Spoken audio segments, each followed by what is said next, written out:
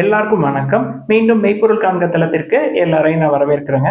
முதல்ல நம்ம சர்வதேச செய்திகள் அப்படின்னு எடுத்துக்கிட்டோம்னா, பிரெண்ட் க்ரூட் பிரைசஸ் இன்னைக்கு 5% பக்கமா ஏறி இருக்குங்க. என்ன காரணம் அப்படின்னா, யூஎஸ் வார்ஷிப்ஸ் 2 வார்ஷிப்ஸை ஈரானியன் மிசைல்ஸ் ட்ரோன்ஸ் வந்து அட்டாக் பண்ண மாதிரி செய்தி. அதாவது ஈரானோட வார்னிங்க்கு எகெயின்ஸ்டா ஷிப்ஸ் உள்ள வந்த மாதிரியும், அதுக்கப்புறம் ஈரான் தரப்பு வந்து அட்டாக் பண்ண மாதிரியும் செய்திகள்.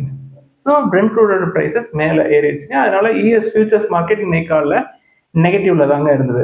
அதனுடைய ரிஃப்ளெக்ஷன் இன்னைக்கு இந்தியன் மார்க்கெட்லயும் தெரிஞ்சதுங்க. பிரெண்ட் க்ரூட் ஏறிடுச்சு அப்படின்னாலே இந்தியன் மார்க்கெட் படுத்துடும். In addition to that dollar அகெயின்ஸ்டா இந்தியன் ருப்பியும் கீழே இறங்கி வந்துருச்சுங்க. 95.36 இந்தியன் ருபீஸா இருந்தது நான் கடைசியா பார்த்தப்ப. நிப்டி 50 பெஞ்ச் மார்க் இண்டெக்ஸ் எடுத்துக்கிட்டோம்னா at some point of time -150 points, then 200 points வரைக்கும் கீழே இறங்கி இருந்தது. நான் ரெக்கார்ட் பண்றதுக்கு முன்னாடி -90 பாயிண்ட்ஸ் இருக்குங்க. அக்ரெசிவா மேலே கீழேன்னு போயிட்டு வந்துட்டு இருக்கு. ஸோ மறுபடியும் மிடில் ஈஸ்ட்ல டென்ஷன் வந்து ஆரம்பிக்குது, அதிகமாகுது அப்படின்னு எடுத்துக்கலாம். கோல்டு பிரைசஸ் அப்படின்னு எடுத்துக்கிட்டோம்னா இன்னைக்கு 22 கேரட் கோல்டு பெர் கிராம் இந்தியாவில் ஒரு 180 ருபீஸ் இறங்கிருக்குங்க. 13,820 இருக்கு. தென் எஃப்ஐஐ செல்லிங் அப்படின்னு எடுத்துக்கிட்டோம்னா தொடர்ந்து கண்டினியூ ஆகுதுங்க. நேத்து மே 4, 2026 நீண்ட நாட்களுக்கு அப்புறம் எஃப்ஐஐ நெட் பையர்ஸ் இருந்திருக்காங்க. ஒரு 2336 crores கேஷ் செக்மெண்ட்டை பொறுத்த வரைக்கும். பட் கேலண்டர் இயர் 2026 எடுத்துக்கிட்டோம்னா இந்த 4 மாசத்துல ஒரு 2 லட்சம் கோடிக்கு பக்கமா எஃப்ஐஐஸ் வித்துட்டு வெளில போயிருக்கிறாங்க. அதாவது எஃப்ஐஐஸ் உடைய ஹோல்டிங்ஸ், அதாவது FII ownership in Indian market அப்படின்னு எடுத்துக்கிட்டோம்னா 15 இயர்ஸ் லோல இருக்குங்க. அடுத்து இன்னைக்கு அப்டேட்ஸ் டெவலப்மெண்ட்ஸ் எல்லாம் பார்ப்போங்க. நிறைய Q4 ஃபினான்ஷியல் 26 ரிசல்ட்ஸ் வந்து கிடைச்சிருக்கு. தென் கொஸ்டின் ஆன்சர்ஸும் நிறைய இருக்குங்க. ஃபர்ஸ்ட் எல்என்டி எடுத்துக்கிட்டோம்னா அதுக்கு கீழே இருக்கக்கூடிய L and T energy vertical hydrocarbon onshore எடுத்துக்கிட்டோம்னா ஒரு லார்ஜர் ஆர்டர் வந்து செக்யூர் பண்ணியிருக்காங்க. லார்ஜர் ஆர்டர் அப்படின்னா ஆர்டர் புக் வந்து ஒரு 2500 to 5000 crore ஒர்த் இருக்குங்க. சரி, யார்கிட்ட இந்த ஆர்டர் வந்திருக்கு அப்படின்னா Coal India BHEL joint venture Bharat coal gasification and chemical லிமிடெட்ல இருந்து இந்த ஆர்டர் கிடைச்சிருக்குங்க. இபிசி கான்ட்ராக்ட் தான். எதற்கு இந்த ஆர்டர் அப்படின்னா nitric acid and ammonium nitrate plant வந்து டெவலப் பண்றதுக்காக இந்த ஆர்டர் கிடைச்சிருக்குங்க. இன்னைக்கு எல்என்டி உடைய ரிசல்ட் வர்ற மாதிரி தெரியுது. பிளாட்டா தான் இருக்கும்னு எக்ஸ்பெக்ட் பண்றோம்.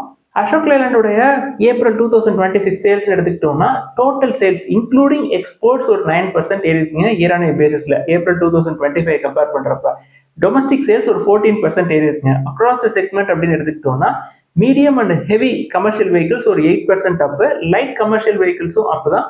பட் பஸ் செக்மெண்ட் மட்டும் தொடர்ந்து வீக்கா இருக்குங்க, டிக்ளைன் ஆயிருக்கு.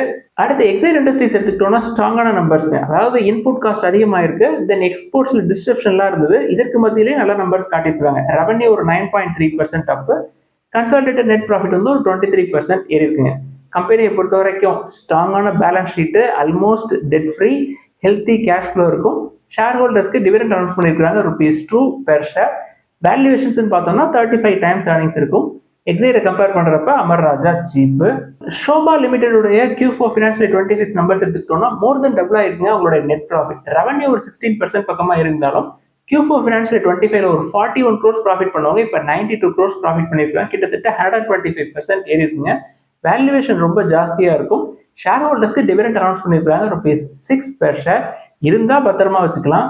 கேம்ஸ் நிறுவனம் எடுத்துக்கிட்டோம்னா கம்பெனியுடைய Q4 financial 26 consolidated net profit ஒரு 10.9% ஏறி இருக்குங்க இயர் பேசிஸ்ல. ரெவன்யூ ஒரு 11% ஏறி இருக்கு. வேல்யூவேஷன்ஸ் வந்து ரொம்ப அதிகமா இருந்ததுங்க. கொஞ்சம் கீழே இறங்கி வந்திருக்கு ஷேர் பிரைஸ். இப்பயுமே 40 டைம்ஸ் earnings. இவ்வளவு வேல்யூவேஷன் கொடுத்ததுக்கு ஏற்ற மாதிரி ரிசல்ட்ஸ் காட்டல அப்படின்றது என்னுடைய கருத்து. ஷேர் ஹோல்டர்ஸ்க்கு டிவிடெண்ட் அனௌன்ஸ் பண்ணியிருக்காங்க ₹4 பெர் ஷேர். நான் இன்னமுமே கீழே வரும் அப்படின்னு எதிர்பார்க்கிறேன்.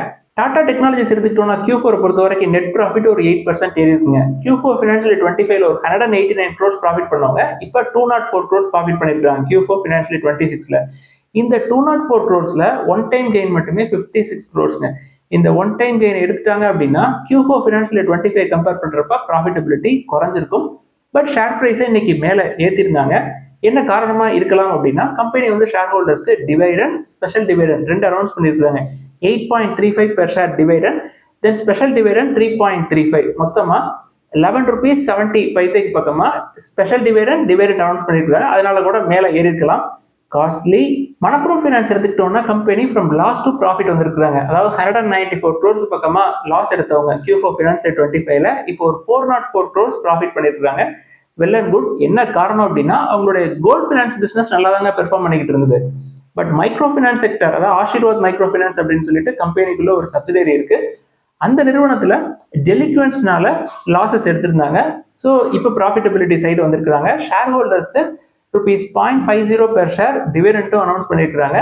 நெட் இன்ட்ரெஸ்ட் இன்கம் ஏறி இருக்குங்க, பட் 2.6% தான் ஏறி இருக்கு இயர் ஆன் இயர் பேசிஸ்ல. அடுத்து டிமார்ட் ஆர் அவென்யூ சூப்பர் மார்ட் எடுத்துக்கிட்டோம்னா கம்பெனி ஒரு முக்கியமான மைல் ஸ்டோனை அச்சீவ் பண்ணியிருக்காங்க. Q4 ஃபினான்ஷியல் 26ஓட முடிவில் ஒரு 500 ஸ்டோர்ஸ் அப்படின்ற மைல் ஸ்டோனை கிராஸ் பண்ணியிருக்காங்க. Q4ல மட்டுமே 58 ஸ்டோர்ஸ் ஆட் பண்ணியிருக்காங்க. அது போக கம்பெனியுடைய ரெவென்யூ, ப்ராஃபிட் ஆஃப்டர் டாக்ஸ் ரெண்டுமே வந்து 19% ஏறி இருக்குங்க இயர் ஆன் இயர் பேசிஸ்ல. ரொம்ப காஸ்ட்லியான பிஸ்னஸ் தான், பட் அக்ரெசிவா அவங்க எக்ஸ்பேண்ட் பண்ணிட்டு இருக்காங்க. உங்கள்கிட்ட இருக்கு அப்படின்னா பத்திரமா வச்சுக்கலாம். இன்னும் சில ஆண்டுகள்ல நம்ம growth பார்க்கலாம் அப்படின்றது என்னுடைய நம்பிக்கை. ஆனா காத்துட்டு இருக்கணும்.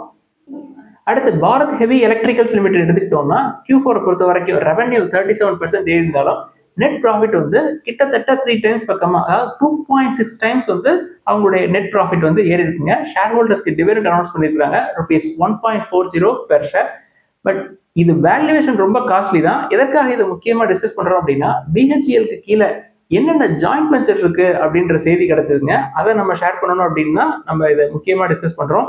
BHEL GE gas turbine service private limited இது ஒரு joint venture. Then Raichur power corporation limited, then NTPC BHEL power projects, then Bharat coal gasification and chemicals limited இது எல்லாமே BHELோட ஜாயிண்ட் வெஞ்சர்ஸ். LPG கன்ஸ்ட்ரக்ஷன் அப்படின்னு எடுத்துக்கிட்டோம்னா ஏப்ரலை பொறுத்த வரைக்கும் ஒரு 16.2% இறங்கி இருக்குங்க. அதாவது ஏப்ரல் 2025 கம்பேர் பண்றப்ப ஏப்ரல் 2026ல மந்த் ஆன் மந்த் பேசிஸ்ல எடுத்துக்கிட்டோம்னா, அதாவது மார்ச்சை கம்பேர் பண்றப்ப ஏப்ரல்ல எடுத்துக்கிட்டோம்னா ஒரு 12.3% இறங்கி இருக்கு. இதுக்கு மத்தியில பெட்ரோநெட் LNG உடைய Q4 ஃபினான்ஷியல் 26 பெர்ஃபார்மன்ஸும் வந்துருக்குங்க. நல்ல நம்பர்ஸ் காட்டியிருக்காங்க. நெட் ப்ராஃபிட் வந்து ஒரு 25.3% ஏறி இருக்கு இயர் ஆன் இயர் பேசிஸ்ல. ரெவன்யூ வந்து ஒரு 23% இறங்கினாலும் கூட, அதாவது நம்ம எல்லாமே வந்து இந்த வெஸ்ட் ஏஷியாவில் இருக்கக்கூடிய கான்ஃபிளிக்னால பெட்ரோநெட் LNGயோட பெர்ஃபார்மன்ஸ் வந்து அடிவாங்கும் அப்படின்னு எதிர்பார்த்தோங்க. நான் எதிர்பார்த்ததை சொல்றேங்க. பட் கம்பெனி என்ன சொல்றாங்க, ஜனவரி பிப்ரவரி இந்த 2 மாசமே வந்து ஸ்ட்ராங்கான பெர்ஃபார்மன்ஸ் நாங்கள் எடுத்துருக்கிறோம். இந்த கான்ஃபிளிக்ட், அதாவது வெஸ்ட் ஏஷியாவில் இருக்கக்கூடிய கான்ஃபிளிக்ட் மட்டும் இல்லாமல் இருந்தது அப்படின்னா நாங்கள் பழைய ரெக்கார்ட்ஸ் எல்லாத்தையுமே பீட் பண்ணிட்டு சூப்பரான நம்பர்ஸ் காட்டிப்போம் அப்படின்னு சொல்றாங்க கம்பெனியுடைய மேலிடம். இதற்கு முக்கியமான காரணம் என்ன அப்படின்னா கேஸ் பிரைசஸ்ங்க ஃபேவரபிளா இருந்திருக்கு ஏர்லியர் ஸ்டேஜஸ்ல, அதாவது ஜனவரி பிப்ரவரியில. காஸ்ட் ஆஃப் மெட்டீரியல் வந்து ஒரு 28% ஏறி இருக்குங்க இயர் ஆன் இயர் பேசிஸ்ல. ஷேர் ஹோல்டர்ஸ்க்கு ₹3 பெர் ஷேர் டிவிடெண்ட் அனௌன்ஸ் பண்ணியிருக்காங்க. வெஸ்ட் ஏஷியன் கான்ஃபிளிக்ட்டை பொறுத்த வரைக்கும் கத்தார்ல இருந்து ஒரு மாசத்துக்கு 9 to 10 கார்கோஸ் வரும் கத்தார்ல இருந்து. பட் இந்த கான்ஃபிளிக்ட் ஆரம்பிச்சதுக்கு அப்புறம் குறிப்பா மார்ச் ஏப்ரல்ல திஹாஸ் டெர்மினலுக்கு எந்த கார்கோஸும் வரல அப்படின்னு சொல்றாங்க. இதே தான் மேலேயும் கண்டினியூ ஆகும் அப்படின்றத சொல்லியிருக்காங்க. ஜூன்ல நிலைமை எப்படி இருக்கும் அப்படின்றது நமக்கு தெரியாது அப்படின்ற ஹிண்ட்டும் கொடுத்துருக்காங்க. அது போக கம்பெனி என்ன திட்டத்தில் இருக்காங்க அப்படின்னா 7 நியூ டேங்க்ஸ் வந்து ஆட் பண்ணணும் அப்படின்னு திட்டத்தில் இருக்கிறாங்க. கொச்சின், திஹாஸ் அண்ட் கோபால்பூர். கோபால்பூர் அப்படின்றது அவங்களுடைய நியூ ஃபெசிலிட்டிங்க. ஏற்கனவே அவங்கள்ட்ட 10 டேங்க்ஸ் இருக்கு. 8 வந்து திஹாஸ் டெர்மினல்ல இருக்கு, தென் 2 வந்து கொச்சின்ல இருக்கு. அடுத்து டாடா கெமிக்கல்ஸ் லிமிடெட் எடுத்துக்கிட்டோம்னா Q4 பொறுத்த வரைக்கும் அவங்களுடைய லாஸ் வந்து வைடன் ஆயிருக்குங்க. Q4 ஃபினான்ஷியல் 25ல ஒரு 56 crores லாஸ் எடுத்தவங்க Q4 ஃபினான்ஷியல் 26ல ஒரு 2132 crores லாஸ் எடுத்திருக்காங்க. இவ்வளவு லாஸுக்கு என்ன காரணம்? ரெவன்யூ எடுத்துக்கிட்டோம்னா ஒரு 2.2% தாங்க இறங்கி இருக்கு. பட் இவ்வளவு பெரிய லாஸ் இருக்கு அப்படின்னா உள்ள ஏதாவது ஒண்ணு கண்டிப்பா இருக்கணும். ESல இம்பேர்மெண்ட் சார்ஜஸ் அப்படின்னு சொல்லிட்டு 1837 crores எடுத்திருக்காங்க. அதுதான் இவ்வளவு பெரிய லாஸ்க்கு முக்கியமான காரணம். ஷேர் ஹோல்டர்ஸ்க்கு டிவிடெண்ட் அனௌன்ஸ் பண்ணியிருக்காங்க ₹11 பெர் ஷேர். Q4 ஃபினான்ஷியல் 26 பொறுத்த வரைக்கும் கென்யால அவங்களுடைய சோடா ஆஷ் பிளான்ட்டுங்க அது வந்து ஆப்ரேஷன்ஸ்க்கு வர ஆரம்பிச்சிருக்கு. 15 கிலோடன் சோடா ஆஷ் பிளான்ட். அது போக கம்பெனி வந்து சிங்கப்பூர்ல இருக்கக்கூடிய நவாபே பிரைவேட் லிமிடெட அக்வயர் பண்ணியிருக்காங்க சக்சஸ்ஃபுல்லா. ஸோ இது ரெண்டும் முக்கியமான அப்டேட்டுங்க Q4 பொறுத்த வரைக்கும் டாடா கெமிக்கல்ஸ்க்கு. கம்பெனி ஃபினான்ஷியல் 26ஓட முடிவில் நெட் டெட் அப்படின்னு எடுத்துக்கிட்டோம்னா டாடா கெமிக்கல்ஸ்க்கு 5961 crores இருக்கு. காட்ரேஜ் ப்ராப்பர்ட்டிஸ் எடுத்துக்கிட்டோம்னா இன்னைக்கு ஷேர் பிரைசஸ் ஒரு 4% பக்கமா கீழே இறங்கிருக்குங்க. ஃபினான்ஷியல் 26 பொறுத்த வரைக்கும் ரொம்ப ஸ்ட்ராங்கான இயருங்க. ரெக்கார்ட் ப்ராஃபிட்ங்க 1850 crores.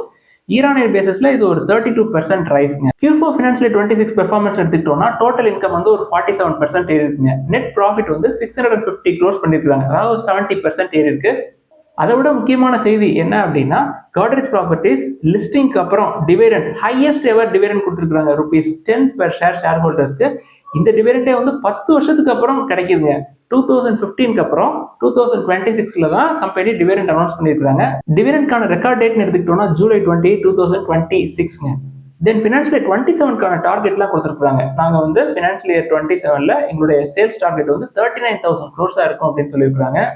ஆதித்யா பிர்லா கேபிட்டல் எடுத்துக்கிட்டோம்னா Q4ல நல்ல நம்பர்ஸ் காட்டிட்டு கன்சாலிடேட் நெட் ப்ராஃபிட் வந்து 31% ஏறி இருக்குங்க. ஓவராலா ஃபினான்ஷியல் 26 எடுத்துக்கிட்டோம்னா கம்பெனியோட நெட் ப்ராஃபிட் வந்து ஒரு 13% ஏறி இருக்கு இயர் ஆன் இயர் பேசிஸ்ல. நம்ம வந்து ஒரு 10 மாசம் 12 மாசத்துக்கு முன்னாடி இந்த நிறுவனத்தை பார்த்துருக்கோங்க. 1.5 டைம்ஸ் புக்ல பார்த்தோம். இப்போ 3 டைம்ஸ்க்கு மேல போயிடுச்சு. இருக்கிறவங்க பத்திரமா வச்சுக்கலாம். அடுத்து இன்னைக்கு ஒரு சில கேள்விகளை மட்டும் பார்ப்போங்க. ஃபர்ஸ்ட் மஹிந்திரா அண்ட் மஹிந்திராவை நம்ம பார்க்கலாமா அப்படின்னு சொல்லி கேட்டுருக்காங்க. பிசினஸை பொறுத்த வரைக்கும் அது வந்து ஹோல்டிங் பிசினஸ்ங்க. ஆட்டோ பிசினஸ் அப்படின்றது அவங்களுடைய கோர் பிசினஸா இருந்தாலும் மஹிந்திரா அண்ட் மஹிந்திரா ஷேர்க்குள்ள அது போக Mahindra Mahindra finance, club Mahindra, logistics அப்படின்னு சொல்லிட்டு ஒரு 4 or 5 பிசினஸஸ் உள்ள இருக்கு. எல்லா பிசினஸும் சேர்த்து 22 டைம்ஸ் ஏர்னிங்ஸ் அப்படின்றது நல்ல வேல்யூவேஷன் தாங்க. கடன் இருக்கும், அதை பத்தி கூட ஒரி பண்ண தேவையில்லை. பட் லாஸ்ட் ஃபியூ இயர்ஸ்ல பயங்கரமா ரேலி ஆகி இப்போ கொஞ்சம் கீழே வந்திருக்குங்க. கொஞ்சம் வெயிட் பண்ணலாம் அப்படின்றது என்னுடைய கருத்துங்க. தென் மஹிந்திரா அண்ட் மஹிந்திராவோட Q4 ஃபினான்ஷியல் 26 பெர்ஃபார்மன்ஸ் இப்போதாங்க நான் ரெக்கார்ட் பண்றது கொஞ்சம் முன்னாடி வந்தது. ஸ்டாண்ட் லோன் பேசிஸ்ல எடுத்து பார்த்தோம் அப்படின்னா நெட் ப்ராஃபிட் வந்து 53% ஏறி இருக்குங்க இயர் ஆன் இயர் பேசிஸ்ல. ஓவராலா ஃபினான்ஷியல் 26 எடுத்துக்கிட்டோம்னாலும் சூப்பரான நம்பர்ஸ்ங்க. டோட்டல் இன்கம் அப்படின்னு எடுத்துக்கிட்டோம்னா அதாவது ரெவன்யூ எடுத்துக்கிட்டோம்னா ஒரு 25% அப் இயர் ஆன் இயர் பேசிஸ்ல. கன்சாலிடேட் ப்ராஃபிட் ஆஃப்டர் டாக்ஸ் ஒரு 35% அப்புங்க. ஃபினான்ஷியல் இயர் 25 கம்பேர் பண்றப்ப 26ல ஷேர் ஹோல்டர்ஸ்க்கு ₹33 per ஷேர் டிவிடெண்ட் அனௌன்ஸ் பண்ணியிருக்காங்க. அடுத்து தீபக் ஃபெர்டிலைசர்ஸ் பத்தி கேட்டிருக்காங்க.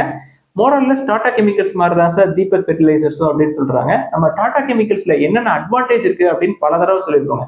இப்ப தீபக் ஃபெர்டிலைசர்ஸ் எடுத்துக்கிட்டோம்னா ஷேர் பிரைஸ் லோயர் லெவல்ல தாங்க இருக்கு. பட் இந்த வெஸ்ட் ஏஷியால நடக்கக்கூடிய கான்ஃபிளிக்ட் வந்து மேலும் இந்த ஷேர் பிரைசஸ் தென் கம்பெனியோட பெர்ஃபார்மன்ஸ் எவ்வளவு தூரம் கீழே இறக்கும் அப்படின்றது நமக்கு தெரியாது.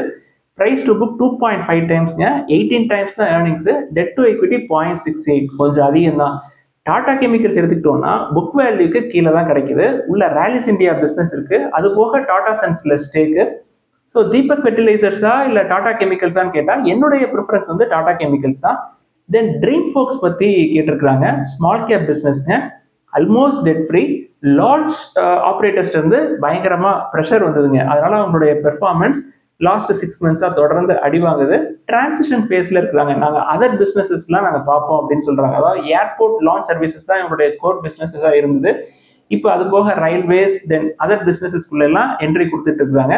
இந்த டிரான்சிஷன் அப்படின்னா 5 to 6 இயர்ஸ் ஆகுங்க. அதுல நல்ல லெவலுக்கு போறதுக்கு இவ்வளவு காலம் உங்களால வெயிட் பண்ண முடியுமா அப்படின்னு பாத்துக்கங்க. அட்வான்டேஜ் என்ன அப்படின்னா business dead free. Spandana Sphoorty பத்தி கேட்டிருக்காங்க. கொஞ்சம் டீப்பா எக்ஸ்பிளைன் பண்ணுங்களேன் அப்படின்னு சொல்லி நிறைய நம்ம ஸ்பந்தனா ஸ்பூர்த்தி பத்தி பேசியிருக்கோங்க. லாஸ்ட் 1 இயரா தொடர்ந்து நம்ம பேசிக்கிட்டே தான் இருக்கோம். 1 இயரா நம்ம வெயிட் பண்ணிக்கிட்டே இருந்தோம். இப்போ நான் ரெக்கார்ட் பண்றதுக்கு முன்னாடி ஒரு 12 to 13% பக்கம் மேல ஏறி இருந்ததுங்க. இன்னைக்கு ஸ்பந்தனா ஸ்பூர்த்தியுடைய results Q4 financial 26 results profitability side போறதுக்கான வாய்ப்புகள் அதிகமா இருக்கிற மாதிரி தெரியுது. அதனால ஷேர் பிரைஸை ஏற்றிருக்காங்க. ஸோ புக் வேல்யூ வரைக்கும் நம்ம பார்க்கலாம். அதுக்கு மேல போயிடுச்சு அப்படின்னா நம்ம வெயிட் பண்ணலாம் அப்படின்றது என்னுடைய வியூங்க.